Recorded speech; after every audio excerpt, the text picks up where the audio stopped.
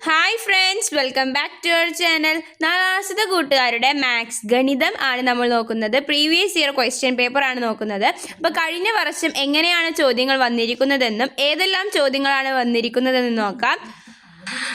അപ്പോൾ പ്രവർത്തനം 1 കാർഷിക ദിനമാണ്. കാർഷിക ദിനത്തിൽ മയിലാടം കുന്ന് പഞ്ചായത്ത് വിതരണം ചെയ്ത പച്ചക്കറി പാക്കറ്റുകളുടെ എണ്ണമാണ് ചുവടെ കൊടുക്കുന്നത്. എന്താണ്? 1-ാം വാർഡിൽ 380, 2-ാം വാർഡിൽ 808, 3-ാം വാർഡിൽ 574, 4-ാം വാർഡിൽ 954, 5-ാം വാർഡിൽ 560. ഇങ്ങനെയാണ് പച്ചക്കറി വിത്തുകളുടെ പാക്കറ്റുകൾ കൊടുത്തിട്ടുള്ളത്.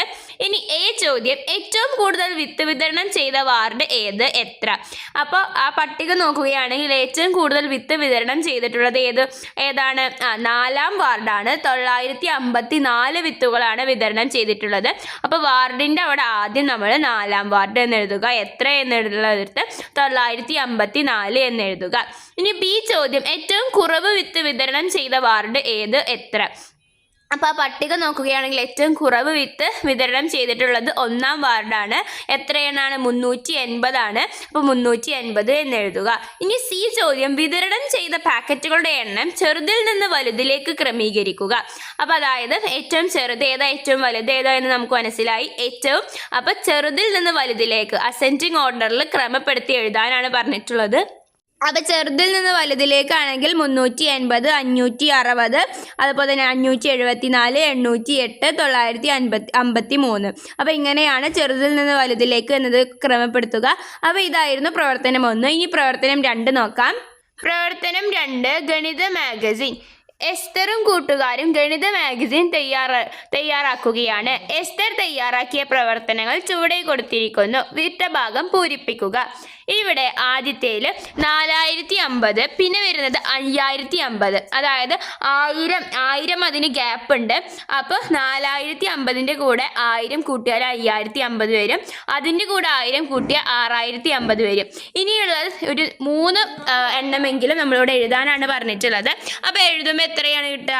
6050ൻ്റെ കൂടെ 1000 കൂട്ടി 7050, പിന്നെ 8050, 950. അങ്ങനെയാണ് ആദ്യത്തെ പാറ്റേൺ. ഇനി അടുത്തത് നോക്കുകയാണെങ്കിൽ എന്താണ്? 8500, പിന്നെ 8000, പിന്നെ 7500. അതായത് 500 വെച്ച് കുറയുകയാണ് ചെയ്യുന്നത്. അപ്പോൾ നമ്മൾ എന്ത് ചെയ്യണം? 8500, 8000, 7500, പിന്നെ 7000, പിന്നെ 6500, പിന്നെ 6000. അങ്ങനെ 500 കുറഞ്ഞിട്ടാണ് വരുന്നത്. ഇനി മൂന്നാമത്തെ പാറ്റേൺ എങ്ങനെയാണ്? മൂന്നാമത്തെ പാറ്റേണിൽ 3 എണ്ണം തന്നിരിക്കുന്നത്. 2115, 2216, 2317. ഇവിടെ നമുക്ക് അടുത്ത പാറ്റേൺ തയ്യാറാക്കണമെങ്കിൽ നമ്മൾ എന്ത് ചെയ്യണം? ആദ്യം ഈ തന്നിരിക്കുന്നത് മൈനസ് ചെയ്യുക. അതായത് 2317 മൈനസ് 2216 ചെയ്യുമ്പോൾ നമുക്ക് 111 എന്ന് ആൻസർ കിട്ടും. അങ്ങനെയാണെങ്കിൽ 111 എന്ന് പറയുന്നത് 2317ൻ്റെ കൂടെ 101 നമ്മൾ കൂട്ടിയിട്ടുണ്ടെങ്കിൽ നമുക്ക് 2418 എന്ന് കിട്ടും. ഓക്കെ, അപ്പോൾ 2418. ഈ 2418ൻ്റെ കൂടെ വീണ്ടും നമ്മൾ 101 ആഡ് ചെയ്യുകയാണെങ്കിൽ നമുക്ക് 2519 എന്ന് കിട്ടും. അപ്പോൾ അത് കൂട്ടുകാർ നോട്ട്ബുക്കിൽ ഒന്ന് ചെയ്ത് നോക്കുക. അതുപോലെ തന്നെ ഈ 2519ൻ്റെ കൂടെ 101 ആഡ് ചെയ്താൽ 2620 എന്ന് ഉത്തരം ലഭിക്കും. അപ്പോൾ ഇങ്ങനെയാണ് ഈ പാറ്റേൺ കംപ്ലീറ്റ് ചെയ്യേണ്ടത്. അപ്പോൾ ലാസ്റ്റത്തെ കൂട്ടുകാർക്ക് മനസ്സിലായില്ലെങ്കിൽ ഒന്ന് നോട്ട്ബുക്കിൽ ചെയ്താൽ കൃത്യമായി നമുക്ക് ആൻസർ കിട്ടും. ഇനി ബി ചോദ്യം എന്താണ്? ചെക്ക് വിട്ട ഭാഗം പൂരിപ്പിക്കുക എന്നതാണ്. കേരള ചിൽഡ്രൻസ് ബാങ്ക് 6234 എന്ന് പറഞ്ഞിട്ടുണ്ട്. അപ്പോൾ അത് അക്ക രൂപത്തിൽ ആ സൈഡിൽ എഴുതാനാണ് പറഞ്ഞിട്ടുള്ളത്. അപ്പോൾ 6234 എന്ന് പറയുന്നത് 6234 എന്ന് വരും. ഇനി വിട്ട ഭാഗത്ത് അവിടെ നമ്പർ തന്നിട്ടുണ്ട്, അതായത് 9018 എന്ന്. അപ്പോൾ നമ്മൾ എഴുതുക, അതായത് 9018 എന്ന് എഴുതാനാണ് അവിടെ പറഞ്ഞിട്ടുള്ളത്. ഇനി ഇവിടെ പ്രവർത്തനം 3 പല സമയം. ഭൂമിയിൽ വ്യത്യസ്ത സമയമേഖലകളുണ്ട്. ഇന്ത്യയിൽ സമയം 1 PM ആയിരിക്കുമ്പോൾ മറ്റു ചില രാജ്യങ്ങളിലെ സമയം ചുവടെ ക്ലോക്കിൽ കൊടുത്തിരിക്കുന്നു. ക്ലോക്ക് നോക്കി സമയം കണ്ടെത്തി എഴുതുക. അപ്പോൾ ഇന്ത്യയിൽ 1 മണി ആണെങ്കിൽ ഓസ്ട്രേലിയയിൽ എത്ര മണിയായിരിക്കും? 5:30 ആയിരിക്കും സമയം ഉണ്ടാവുക ഓസ്ട്രേലിയയിൽ. അങ്ങനെ ഓരോ രാജ്യങ്ങളുടെ സമയമാണ് ഇവിടെ കൊടുത്തിരിക്കുന്നത്. അപ്പോൾ ഓരോന്നായി നമുക്ക് നോക്കാം. അപ്പോൾ ബ്രസീലിൽ എത്ര മണിയായിരിക്കും? 4:30. അതായത് ചെറിയ സൂചിയും വലിയ സൂചി നോക്കിയിട്ട് വേണം നമ്മൾ ക്ലോക്കിലെ സമയം കണ്ടുപിടിക്കാൻ. അപ്പോൾ 4:30 സമയം. അതുപോലെ പോർച്ചുഗലിൽ എത്ര സമയമായിരിക്കും? 8:30 ആയിരിക്കും. അപ്പോൾ ഇങ്ങനെയാണ് നോക്കേണ്ടത്. ഇനി ഡി ചോദ്യം, ഫ്രാൻസിലെ സമയം 9:30 ആണ്. സൂചി വരച്ച് ചേർക്കുക. അപ്പോൾ നിങ്ങൾ ഒരു സർക്കിളൊക്കെ വരച്ചതിന് ശേഷം നമ്മൾ ക്ലോക്കിലെ പോലെ അത് അടയാളപ്പെടുത്തിയിട്ട് 9:30 ആണെങ്കിൽ എന്താണ് വരിക? 9-നും 10-നും ഇടയിൽ ചെറിയ സൂചിയും വലിയ സൂചി 6-ന്റെ അടുക്കലുമായിരിക്കും വരിക. അങ്ങനെ ആകുമ്പോഴാണ് 9:30 എന്ന് നമുക്ക് ചെയ്യാൻ പറ്റുക.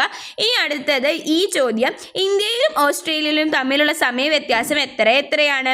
4 മണിക്കൂറും 30 മിനിറ്റുമാണ്. പ്രവർത്തനം 4, ഡേയ്സ് കളിക്കാം. സൗമ്യയും കൂട്ടുകാരും ഡൈസ് കളിക്കുകയാണ്. ഓരോരുത്തർക്കും കിട്ടിയത് നോക്കും. അപ്പോൾ സൗമ്യ, നേഹ, അതുൽ എന്നിവർ ഡൈസ് കളിക്കുകയാണ്. അപ്പോൾ അവർക്ക് 5000, 300, 6, 10, 4, 1 എന്നൊക്കെ പറഞ്ഞിട്ട് കിട്ടുന്നുണ്ട്. നേഹക്ക് 700, 6000, 1, 10, 5, 1 എന്ന് പറഞ്ഞിട്ട് കൊടുക്കുന്നുണ്ട്. അതുപോലെ തന്നെ അതുലിന് 2, 1, 200, 8000, 10 എന്ന് കൊടുത്തിട്ടുണ്ട്. അപ്പോൾ ഇതിൽ എ ചോദ്യം, പേര്, 1000, 100, 10, 1 കിട്ടിയ സംഖ്യ. അപ്പോൾ ഇതിൽ എന്താണ് പറയുന്നത്? ഇപ്പം നമ്മൾ ആ ചിത്രം നോക്കിയതിന് ശേഷം നമ്മൾ പറഞ്ഞു 5000 കിട്ടി, 8000 കിട്ടിയെന്നൊക്കെ. അപ്പോൾ ഓരോരുത്തർക്കും എത്ര 1000 കിട്ടിയത്, എത്ര 100 കിട്ടിയത്, എത്ര 10 കിട്ടിയത്, എത്ര 1 കിട്ടിയത്, എന്നിട്ട് ഇതൊക്കെ കൂടിയിട്ടുള്ള കിട്ടിയ ആകെ സംഖ്യ എന്ന് പറയുന്നത് അവിടെ എഴുതുക. അങ്ങനെയാണ് പറഞ്ഞിട്ടുള്ളത്. അപ്പോൾ സൗമ്യയുടെ നോക്കുകയാണെങ്കിൽ നമുക്ക് 5000, 300, 6, 10, 1, 4 എന്ന് പറയുക. അപ്പോൾ കിട്ടിയ ആകെ തുക എന്ന് പറയുന്നത് 5364 എന്നതാണ്. നേഹക്കാണെങ്കിൽ 6000, 700, 10, 5, 1. അപ്പോൾ നമുക്ക് എത്ര എഴുതാം? 6715 എന്ന് കിട്ടും ആകെ കൂടിയിട്ടുള്ള കിട്ടിയ സംഖ്യ. ഇനി അതുലിന് നോക്കുകയാണെങ്കിൽ 8000, 200, 10, 2, 1. അപ്പോൾ ഇത് കിട്ടിയ സംഖ്യ എത്രയാണ്? 8212. ഇതിൽ ഏറ്റവും വലിയ സംഖ്യ കിട്ടിയത് ആർക്കാണ്? അതുലിനാണ്. അതുലിന് 8212 എന്ന് പറയുന്ന വലിയ സംഖ്യയാണ് കൂടുതൽ കിട്ടിയിട്ടുള്ളത്. ഇനി സി ചോദ്യം, സൗമ്യക്ക് 1000ങ്ങളുടെ സ്ഥാനത്ത് 2 ആയിരുന്നെങ്കിൽ ഏത് സംഖ്യ കിട്ടും? അതായത് സൗമ്യക്ക് ഇവിടെ 5000 എന്നാണ് പറയുന്നത്. ഇവിടെ ചോദ്യത്തിൽ തന്നിരിക്കുന്നത് 5-ന് പകരം 2 ആയിരുന്നെങ്കിൽ എത്ര രൂപയാണ് കിട്ടുക എന്നത്. അപ്പോൾ 5-ന് പകരം അവിടെ 2 കൊടുത്താൽ 2000, 300, 6, 10, 1, 4. അപ്പോൾ 2364 എന്നതായിരിക്കും അവിടെ സംഖ്യ കിട്ടുക. അപ്പോൾ ഇത് കൂട്ടുകാർക്ക് മനസ്സിലായി എന്ന് വിചാരിക്കുന്നു. പ്രവർത്തനം 5, കലണ്ടർ പൂർത്തിയാക്കാം. എ ചോദ്യം, തന്നിരിക്കുന്ന കലണ്ടർ പൂർത്തിയാക്കും. ഇവിടെ ജനുവരി 2023 ഒരു കലണ്ടറാണ് കൊടുത്തിരിക്കുന്നത്. ഇതിൽ 11/26, അതായത് 11 ബുധനാഴ്ച, 26 വ്യാഴാഴ്ച എന്ന് കൊടുത്തിട്ടുണ്ട്. ഇങ്ങനെയായിരുന്നെങ്കിൽ ഈ തന്നിരിക്കുന്ന കലണ്ടർ പൂർത്തീകരിക്കാനാണ് പറഞ്ഞിട്ടുള്ളത്. അപ്പോൾ പൂർത്തീകരിക്കുമ്പോൾ നമുക്ക് ഇങ്ങനെയാണ് കിട്ടുക. അതായത് 1 ഞായർ, 2 തിങ്കൾ, 3 ചൊവ്വ, 4 ബുധൻ, 5 വ്യാഴം, 6 വെള്ളി, 7 ശനി, 8 ഞായർ, 9 തിങ്കൾ, 10 ചൊവ്വ, 11 ബുധൻ. അപ്പോൾ നമുക്ക് 11 അവിടെ തന്നിട്ടുണ്ട്. അതുപോലെ തന്നെ 26 തന്നിട്ടുണ്ട്. അപ്പോൾ ഇങ്ങനെയാണ് കലണ്ടർ. ജനുവരിയിൽ 31 ദിവസങ്ങളാണ്. അപ്പോൾ 31 വരെ നമ്മൾ എഴുതുക. ഇനി ബി ചോദ്യം എന്ന് പറയുന്നത്, ഈ തന്നിരിക്കുന്നതിൽ എത്ര ശനിയാഴ്ചകളാണ് ഉള്ളതെന്നാണ് ചോദ്യം. എത്ര ശനിയാഴ്ചകളാണ്? 4 ശനിയാഴ്ചയാണ്. അപ്പോൾ 4 എന്ന് അവിടെ എഴുതുക.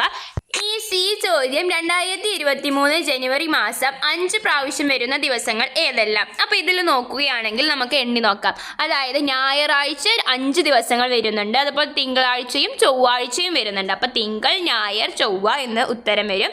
ഇനി ഡി ചോദ്യം, 2023 ഫെബ്രുവരി 3 ഏത് ദിവസമാണ്? അതായത് ഇത് ജനുവരിയിലത്തെയാണ്. അതായത് ജനുവരി 31 എന്ന് പറയുന്നത് ചൊവ്വാഴ്ചയാണ്. എങ്കിൽ ഫെബ്രുവരി 3 എത്രാമത്തെ ദിവസമാണ്? അപ്പോൾ നമുക്ക് അതിൽ നോക്കാം. 31 ചൊവ്വ, ഫെബ്രുവരി 1 ബുധൻ, ഫെബ്രുവരി 2 വ്യാഴം, ഫെബ്രുവരി 3 വെള്ളി. അപ്പോൾ വെള്ളിയാഴ്ചയാണ് ഫെബ്രുവരി 3 വരിക. അപ്പോൾ ഉത്തരം വെള്ളി. അപ്പോൾ ഇങ്ങനെയാണ് കലണ്ടർ നോക്കിയിട്ടുള്ള ചോദ്യം. അപ്പോൾ ഈ ചോദ്യം നിങ്ങൾക്ക് മനസ്സിലായി എന്ന് വിചാരിക്കുന്നു. ഇത്രയും ചോദ്യങ്ങളായിരുന്നു കഴിഞ്ഞ പ്രാവശ്യം ഓണപരീക്ഷയ്ക്ക് വന്നിട്ടുണ്ടായിരുന്നത്. അപ്പോൾ ഈ ചോദ്യങ്ങളൊക്കെ കൂട്ടുകാർ റിവൈസ് ചെയ്ത് നോക്കുക. ഈ വീഡിയോ നിങ്ങൾക്ക് യൂസ്ഫുൾ ആയി എന്ന് വിചാരിക്കുന്നു. Thanks for watching.